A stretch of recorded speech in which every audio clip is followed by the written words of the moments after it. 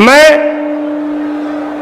Samajwadi party के राष्ट्रीय अध्यक्ष जी को बहुत बहुत शुभकामनाएं देना चाहता हूं कि कल आपने उत्तर प्रदेश में समाजवादी पार्टी का प्रदेश अध्यक्ष माननीय श्यामलाल पाल जी को नियुक्त किया, इसलिए आपको बहुत बहुत शुभकामनाएं, बहुत बहुत बधाई। सब लोग तालियां बजा के बधाई दीजिए। साथियों, अब आप काफी देर से जिससे सुबह से 11 बजे से खड़े हैं, जिसको सुनने के लिए और जिनको देखने के लिए आप लोग खड़े हैं, मैं ज्यादा देर न करते हुए अपने समाजवादी पार्टी के राष्ट्रीय अध्यक्ष उत्तर प्रदेश के पूर्व मुख्यमंत्री परम आदरणीय माननीय अखिलेश यादव जी को आमंत्रित करता हूं कि वो आए, उन्नाव की जनता को संबोधित करें और आप सब लोग लाखों के तादाद से अन्नू टंडन जी को जिता के भेजाएं।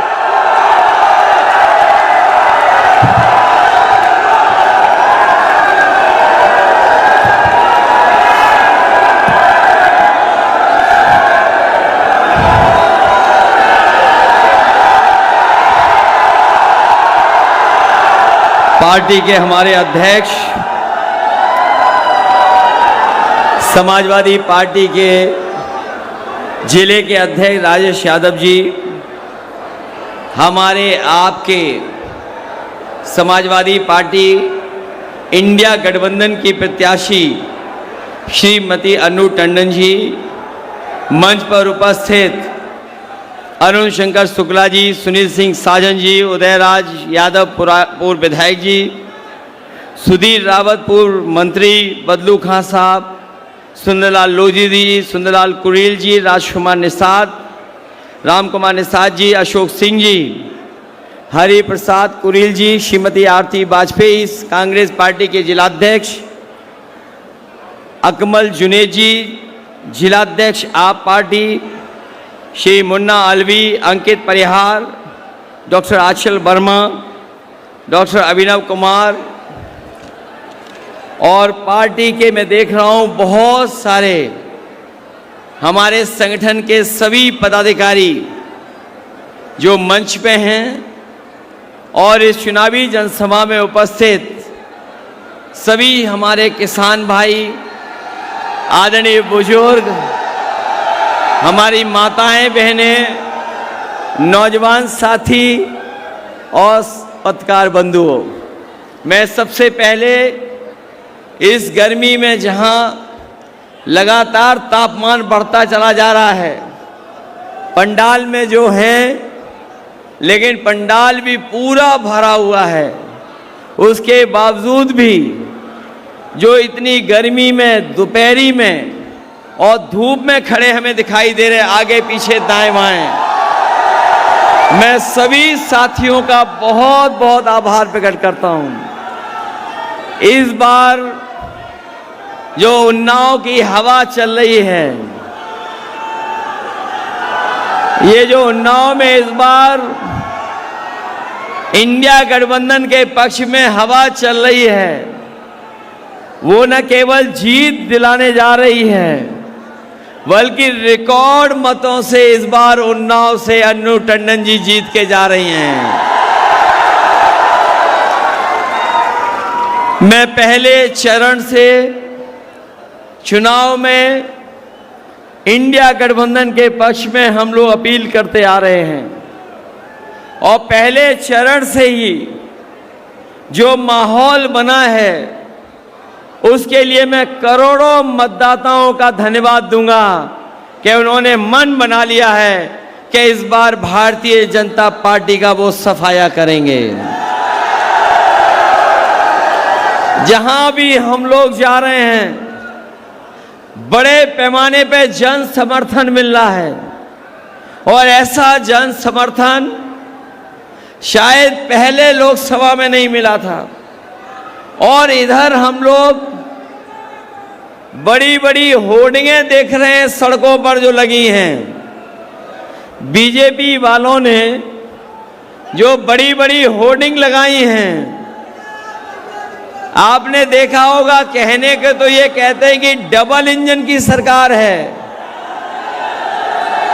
लेकिन उस डबल इंजन की सरकार से एक इंजन पहले से ही गायब है। जो दिल्ली वालों ने होर्डिंग लगवाई हैं, जो दिल्ली से होर्डिंग लगी हैं, डबल इंजन की सरकार बोलने वाले, एक इंजन गायब है और जो उन्नाव का खटारा इंजन था उसको जगह ही नहीं मिली है, वो पहले से ही गायब है। बताओ गायब है कि नहीं गायब है?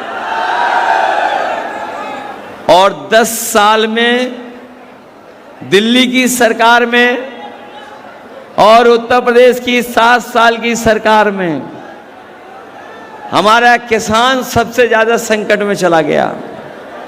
जिस किसान को भारतीय जनता पार्टी ने ये कहा कि किसानों की आय दोगुनी हो जाएगी, यहां पर किसान भाई मौजूद हैं, उनके परिवार के लोग भी हैं, कोई बता दे कि किसी भी फसल की किसानों को आय दोगुनी मिल गई हो? ना आय दोगुनी हुई। और जब ये किसान भाई दिल्ली गए थे अपने हक के लिए, इस सरकार ने दिल्ली नहीं जाने दिया। न केवल उत्तर प्रदेश का किसान बल्कि पूरे देश का किसान दिल्ली गया था। वो अपना हक मांग रहा था, वो अपने लिए कानूनी अधिकार एमएसपी के लिए मांग रहा था, लेकिन इस सरकार ने वहां पर आरसीसी की दीवारें लगवा दी, सड़कों पे कील गड़वा दी, पुलिस प्रशासन से आंसू गैस से गोलियों से किसानों को रोकने का काम किया। किसान वहां धरने पे बैठा रहा, सालों साल बैठा रहा, किसान शहीद हो गए 1000, लेकिन किसान पीछे नहीं हटा। जब सरकार ने 3 काले कानून वापस लिए थे तब जाकर के किसान वापस हुआ था। और आज भी किसान उम्मीद लगा करके बैठा है कि उसको एमएसपी मिल जाएगी, पर यह सरकार एमएसपी उनको फसलों की नहीं दे रही है। हम अपने किसान भाइयों को कह के जा रहे हैं, ये आपकी पुरानी मांग रही है और तभी हमारा किसान खुशहाल होगा जब उसको हर फसल की एमएसपी मिल जाए। हम अपने किसान भाइयों को भरोसा दिलाते हैं, आने वाले समय में समाजवादी पार्टी और इंडिया गठबंधन की सरकार बनने जा रही है। अपने किसानों को एमएसपी का कानूनी अधिकार दिलाने का काम हम लोग करेंगे। न केवल कानूनी अधिकार दिलाएंगे एमएसपी के लिए, बल्कि अपने किसानों के साथ जो धोखा हुआ है, आपने पढ़ा होगा अखबारों में, आपको जानकारी होगी, बीजेपी के लोगों ने बड़े बड़े उद्योगपति, बड़े बड़े लोगों का कर्जा माफ कर दिया। जो बैंकों से कर्ज माफ हुआ है वो 16 लाख करोड़ माफ हुआ है। और जब नियम बनाया सरकार ने, तो सरकार ने ये नियम बनाया था कि जिन लोगों का बैंकों पर कर्ज 5 करोड़ से ऊपर है उनका कर्ज माफ होगा। इस कानून के और नियम बनाने से हमारे किसान जो लाखों लाख रुपए लेते हैं, कोई 1000 रुपया लेता है बैंक से कर्ज, कोई लाखों में लेता है, उनका कर्ज माफ नहीं हुआ। बड़े बड़े उद्योगपतियों का कर्ज माफ हो गया। हम अपने किसान भाइयों को, गांव में रहने वाले लोगों को और गरीबों को कह के जा रहे हैं, आपका जो कर्ज बैंकों पर है, इंडिया गठबंधन समाजवादी सरकार बनेगी, वो कर्ज माफ हो जाएगा। आपको कर्ज माफ करने का काम करेंगे। जहां इस सरकार ने किसानों को धोखा दिया, वहीं बताओ नौजवान साथियों, आपके भविष्य के साथ इस सरकार ने खिलवाड़ की है कि नहीं की है? ये नौजवान जो मेहनत कर रहा है, तैयारी करता था, अपनी परीक्षा की तैयारी करता था, कोचिंग कर रहा था, सालों साल तैयारी की, लेकिन जब वो परीक्षा दे करके घर लौटा तो वो पता लगा उसे कि परीक्षा का पेपर लीक हो गया। वो निराश होकर घर बैठ गया। जिन नौजवानों ने अभी पुलिस भर्ती की नौकरी के लिए परीक्षा दी होगी, इस सरकार ने कहा कि हम लाखों लाख लोगों की परीक्षा करा लेंगे। हमारा नौजवान 2 दिन परीक्षा लिखा, लेकिन जब वो घर पहुंचा तो उसे पता लगा कि पेपर पहले ही लीक हो गया था। उसे मजबूरी में सड़क पे आना पड़ा, और जब नौजवान सड़क पे आया तो इस सरकार के पास कोई रास्ता नहीं था, पेपर रद्द करना पड़ा। बताओ नौजवान साथियों, आपकी हर परीक्षा का पेपर कैंसिल हुआ कि नहीं हुआ? ये पेपर लीक करा रहे कि नहीं करा रहे? और कोई 1-2 परीक्षा का पेपर लीक नहीं हुआ है, 10 से ज्यादा परीक्षाओं के पेपर लीक हुए हैं। बताओ लीक हुए कि नहीं लीक हुए हैं? और अगर हम केवल यही हिसाब किताब लगा लें कि 60 लाख नौजवान जो परीक्षा लिख करके आए थे, जिनका पेपर लीक हुआ, उनके परिवार के 2 सदस्यों को जोड़ दें, माँ बाप को, अगर एक परिवार के 3 लोग जो इस सरकार से पेपर लीक की वजह से नाराज हैं, अगर हिसाब लगा लें तो 60 लाख बच्चों के भविष्य से इस सरकार ने खिलवाड़ की है। तो अगर हम 60 लाख का गुणा 3 में कर दें तो बताओ 1 करोड़ 80 लाख होता है कि नहीं होता है? और यही 1 करोड़ 80 लाख अगर हम 80 लोकसभाओं से भाग दे दें तो भारतीय जनता पार्टी का हर लोकसभा से 2,25,000 वोट कम हो गया। ये पेपर लीक वाले ही, यही नौजवान इस बार इनका सफाया कर देंगे। भारतीय जनता पार्टी का पता नहीं लगेगा कि कैसे उनका सफाया हो गया। बताओ नौजवानों, धोखा मिला कि नहीं मिला सरकार में? न केवल नौकरियों के पेपर लीक से धोखा मिला है, बल्कि हमारा नौजवान जो फौज में जाना चाहता था, जो फौज की नौकरी करना चाहता, जो पक्की वर्दी पहनना चाहता था, बताओ ये आधी अधूरी नौकरी से उसके भविष्य की खिलवाड़ इन्होंने की है। मैं अपने तमाम नौजवानों को भरोसा दिला के जा रहा हूं कि जो फौज में पक्की नौकरी करना चाहते हैं, समाजवादी सरकार और इंडिया गठबंधन की सरकार बनेगी, आपकी अग्नि व्यवस्था खत्म कर करके जो पहले जैसी व्यवस्था थी फौज की, वैसी पक्की नौकरी दिलवाने का काम करेंगे।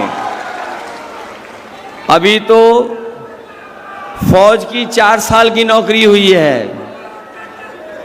एक हमारे खाकी वर्दी वाले भाई लोग भी कभी कभी हम लोगों से नाराज हो जाते हैं। अभी तो अग्निवीर 4 साल की हुई है नौकरी। ये खाकी वर्दी वाले भी कभी कभी डराते हैं आपको। मैं बताना चाहता हूं कि बीजेपी की सरकार आ गई तो फौज की तो 4 साल की नौकरी की है, इनकी 3 साल की नौकरी हो जाएगी। और 3 साल के बाद ये हमारे आपके बीच में ही घूमेंगे। कभी कभी ये पत्रकार साथी हमसे सवाल पूछते हैं, तो ये कैसे हो जाएगी खाकी वर्दी वालों की 3 साल की नौकरी? मैं उनसे पूछता हूं कि बताओ, क्या आपको पता था कि एयरपोर्ट बिक जाएंगे? क्या आपको पता था कि पानी के जहाज बिक जाएंगे? क्या आपको पता था कि बंदरगाह बिक जाएगा? क्या आपको पता था LIC बिक जाएगी? क्या आपको पता था कि बैंकें डुबा दी जाएंगी? क्या आपको पता था कि आधी रात को नोटबंदी हो जाएगी? तो इसलिए बीजेपी के लोग सरकार में आ गए तो 4 साल तो दूर फौज की है, इनकी 3 साल की नौकरी हो जाएगी। इसलिए सावधान हो कि नहीं सावधान हो आप लोग? और न केवल ये नौजवानों के भविष्य के साथ खिलवाड़ कर रहे हैं, बल्कि हमारे गरीबों को बताओ कैसा राशन दे रहे हैं। जब पहले वोट चाहिए था इन्हें तो रिफाइन तेल दे रहे थे, नमक दे रहे थे, दाल दे रहे थे, चना दे रहे थे। और जब सरकार बन गई उसके बाद राशन में क्या दे रहे हैं आपको? अब हमारे गरीबों को राशन में क्या मिल रहा है आजकल? ये लगता कोई बहुत पौष्टिक चीज दे रही है बीजेपी वाले। ये कौन सी पौष्टिक चीज दे रहे हैं आपको? इसलिए अपने नौजवानों से कह के जा रहे हो और गरीब माताओं बहनों से, इंडिया गठबंधन समाजवादी सरकार बनने जा रही है। आपका राशन की गुणवत्ता भी अच्छी होगी, राशन की मात्रा भी बढ़ेगी। और जिस तरह संपन्न लोग बड़े बड़े शहरों में, बाजार में पैकेट का आटा खरीद करके, जो जिसकी गुणवत्ता अच्छी है और कई बार पौष्टिक भी होता है, तो अपने गरीबों को हम भरोसा दिला के जा रहे हैं, जहां राशन की मात्रा बढ़ाएंगे वहीं पैकेट का आटा जो पौष्टिक होगा वो देंगे और उसके साथ साथ डाटा भी फ्री देने का काम करेंगे। बताओ, राशन और पैकेट आटा के साथ साथ डाटा की जरूरत है कि नहीं है? और डाटा की इसलिए जरूरत है क्योंकि आज हर चीज कंप्यूटर से हो रही है, मोबाइल से हो रही है। कोई जानकारी हासिल करनी हो, फॉर्म भरना हो, नौकरी के बारे में पता करना हो, ऑनलाइन पढ़ाई करनी हो। मुझे याद है जब कोरोना के समय पर सब स्कूल कॉलेज बंद हो गए थे, जब ऑनलाइन पढ़ाई हो रही थी, तो संपन्न परिवार के लोगों के बच्चों का किसी का भविष्य और किसी का साल नहीं खराब हुआ। केवल हमारे गरीब परिवार के बच्चों का 1 साल और 2 साल चला गया। इसलिए हम समाजवादी लोग कह रहे हैं कि जिस तरीके से हम लोगों ने लैपटॉप बांटा था, उसी तरीके से आपको इस बार डेटा फ्री देंगे और पौष्टिक आटा भी अपने गरीबों को देंगे। ये सरकार भी बड़ी कमाल की सरकार है। हम लोगों ने लैपटॉप दिया इतना बड़ा, उसकी भी नकल कर ली इन्होंने। हमारा जब लैपटॉप दिया हुआ कोई भी चलाता होगा, जहां आज भी चल रहा होगा, बताओ उसमें नेताजी हम लोग दिखाई देते हैं कि नहीं दिखाई देते हैं? हम लोगों ने लैपटॉप दिया बड़ा, इन्होंने छोटा कर दिया। बताओ इनका कैसा है? रद्दी दिया कि नहीं दिया? रद्दी। और उसमें उंगली घिसते रहो, चलता ही नहीं है। बताओ वो चलता है क्या? समाजवादियों ने जो एम्बुलेंस दी थी इन्होंने खराब कर दी। जो गांव-गांव जाती थी, गरीब माताओं बहनों सबको गांव से अस्पताल जाना होता था, पहुंच जाते थे, जल्दी आ जाती थी एम्बुलेंस। आप बताओ जब फोन करते हो तो कब एम्बुलेंस पहुंचती है? और अगर एम्बुलेंस आ भी गई तो बताओ इस अस्पताल में क्या इलाज मिल पा रहा है आपको? बताओ दवाइयां मिल पा रही हैं क्या? और हम तो दावे के साथ कह के जा रहे हैं, इस बीजेपी की सरकार ने, दिल्ली और लखनऊ वालों ने एक भी जिला अस्पताल ऐसा नहीं बनाया जहां गरीब का पूरा इलाज हो जाए। आज भी गरीब का इलाज नहीं हो पा रहा है, ऐसी सरकारें हैं। और इलाज तो दूर, बताओ महंगाई हो गई कि नहीं हो गई दवाइयों की? पहले जो दवाई आती थी, बताओ दवाइयां महंगी हो गई कि नहीं हो गई? अगर बाजार में जाओगे और हिसाब किताब लगा लेना, 2014 के समय पर दवाई की कीमत क्या थी और आज दवाइयों की कीमत क्या है। जो नौजवान हमारे मोटरसाइकिल पे चलते होंगे, याद करो 2014 में, उससे पहले मोटरसाइकिल कितने रुपए की आती थी? कितने रुपए की आती थी? 50 या 60 हजार की। और आज बताओ मोटरसाइकिल कितने की आती है? पहले साइकिल कितने की आती थी और आज साइकिल कितनी हो गई? और जो बड़ी बड़ी गाड़ियां हैं वो कितनी महंगी हो गई? ये महंगी हो गई नहीं हो गई? और देखिए महंगाई और बोरी की चोरी इन्होंने पता है कहां से सीखी है? पार्ले जी के बिस्किट के पैकेट से। हमारे पुराने लोग जानते होंगे। बताओ पार्ले जी का बिस्किट पैकेट कितना बड़ा आता था पहले? पहले बड़ा आता था, और जैसे जैसे महंगाई हुई और मुनाफा कमाते रहे, बताओ पैकेट कितने का हो गया? छोटा हो गया पैकेट कि नहीं हो गया? अब कितने पैकेट में बिस्किट आते हैं? ये बीजेपी की सरकार आ गई तो पैकेट में एक ही बिस्किट निकलेगा, दूसरा बिस्किट नहीं निकलेगा। आपकी बोरी से चोरी हुई कि नहीं हुई? पहले कितने किलो चोरी हुई और अब कितनी और चोरी हो गई? ये सरकार आ गई बीजेपी वालों की तो आपको खाद भी पाउच में मिलेगी और दूसरा कोई रास्ता नहीं। बताओ ये धोखा दे रहे हैं कि नहीं दे रहे हैं? इसलिए सावधान रहोगे आप लोग। और न केवल ये लोग महंगाई और बेरोजगारी बढ़ा रहे हैं, बल्कि हमारे भविष्य के साथ भी खिलवाड़ कर रहे हैं। ये चुनाव न केवल हमारे आपके भविष्य का है, बल्कि आने वाली पीढ़ी के भविष्य का भी है, क्योंकि ये संविधान को बदलना चाहते हैं।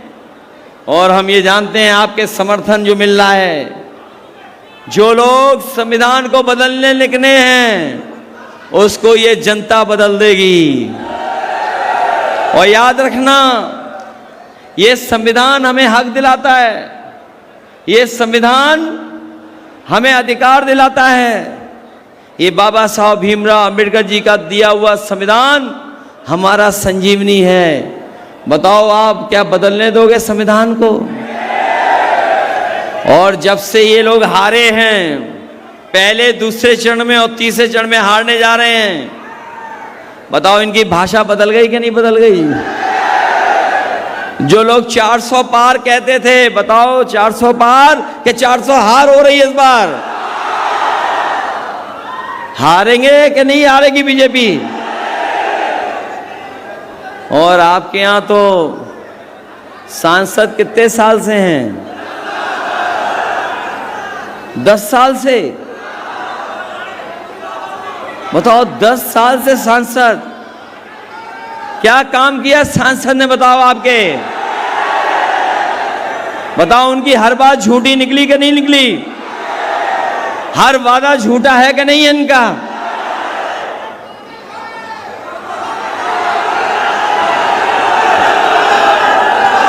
इसलिए हराइए इनको। और अभी मैं दिल्ली गया था, ऐसे ही सांसदों के लिए हमें एक गाना मिला है। ऐसे ही सांसदों के लिए एक हमें दिल्ली में गाना मिला है। बताओ सुनोगे आप लोग? मैं अपने साथियों से कहूंगा, जहां मैं अपील करने आया था और अपील करके जा रहा हूं आपसे कि अन्नू टंडन जी समाजवादी पार्टी और इंडिया गठबंधन की प्रत्याशी हैं। ये सुलझी हुई हैं प्रत्याशी, ये ईमानदार हैं, ये आपके क्षेत्र का काम भी करेंगे, विकास भी कराएंगे, और हम समाजवादी लोग इनका सहयोग करने का काम करेंगे। बताओ लोग, आप लोग जिताओगे? अच्छे वोटों से जिताओगे आप लोग? और पिछले वोट की बेईमानी का बदला लोगे कि नहीं लोगे? बताओ, हमारी बेईमानी से सरकार नहीं बननी थी इन्होंने। बताओ, हम लोगों के साथ धोखा किया कि नहीं किया? तो इस बार एक एक वोट इनके चुनाव चिन्ह साइकिल पे डाल करके इन्हें लोकसभा में पहुंचाने का काम करना, यही निवेदन, यही अपील करने आया हूं। मैं अपने बहुत सारे नेताओं का मैं धन्यवाद देता हूं, साथ ही साथ बहुत से कार्यकर्ता यहाँ नहीं पहुंच पाए हैं, जो हमारे जिम्मेदार कार्यकर्ता हैं, जिम्मेदार नेता हैं, निष्ठावान कार्यकर्ता हैं, जो ईमानदारी से दिन रात समाजवादी पार्टी के लिए मेहनत कर रहे हैं। मैं ऐसे निष्ठावान कार्यकर्ताओं का धन्यवाद भी देता हूं और मैं भरोसा दिलाता हूं कि जो अपने निष्ठावान कार्यकर्ता हैं, जो अपना बूथ रक्षा करके जिताने का काम करेंगे, उनका हम लोग सम्मान करने का काम करेंगे। बताओ बूथ के रक्षक बनोगे कि नहीं बनोगे? अगर बीजेपी के लोग बेईमानी करें तो डरोगे तो नहीं? अगर ये लोग बूथ लूटने जाएं तो सावधान रहोगे कि नहीं रहोगे? अपना बूथ तो नहीं लूटने दोगे? इसलिए अपने बूथ को बचाना, बूथ की रक्षा करना और सावधान होकर के मतदान करने का काम करना। क्योंकि जो मन मर्जी वाले लोग हैं, जो मन मर्जी वाले लोग हैं, वो मन की बात कर रहे हैं, वो संविधान की बात नहीं कर रहे हैं। इसलिए हम और आप लोग संविधान की बात कर रहे हैं। जो लोग मनमर्जी हैं, आत्मतुष्टिकरण में जिंदा हैं, इस बार 140 करोड़ जनता उनको हिसाब किताब दे करना जानती है और हिसाब किताब करने जा रही है। इसलिए मदद करिए आप सब लोग। और जो हम सांसद जी के लिए एक गाना दिल्ली से लाए हैं, वो जरूर सुनिए आप लोग और सुनाइए आप लोग गाना इनको। हाजिर हो सांसद जी, हाजिर हो सांसद जी, हाजिर हो। पिछले 5 साल का दे हिसाब। 2-3 बातें हैं। क्या वैसे तो उन्नाव में हम लोगों ने बहुत काम किया है। मुझे याद है जब मैं मुख्यमंत्री था, यहाँ से विधायक दीपक जी थे, मुझे सबसे पहले लेके गए थे अपने गंगा पुल के शुरुआत के लिए। वो उन्नाव के कोने में गंगा पुल को हम लोगों ने बनाया था। इसी उन्नाव में शुक्लागंज से हम लोग सड़क से और साइकिल से चल के आए थे। जहां लखनऊ में ऐसी सड़क नहीं थी, वो सड़क बनवा दी थी। बगल में मजदूर को चलने के लिए हम लोगों ने साइकिल ट्रैक बना दिया था। साइकिल ट्रैक भी चला गया, लाइटें भी चली गई, और जो बाईपास बना रहे थे उन्नाव को लेकर के, उसका भी काम रोक दिया। बंदे का काम रोक दिया। न जाने कितने काम हम लोगों ने किए थे उस समय पर। उन तमाम कामों को रोकने का काम इस सरकार ने किया है। जिस सरकार ने काम रोका है उसको आप हटाने का काम करना। बहुत बहुत धन्यवाद।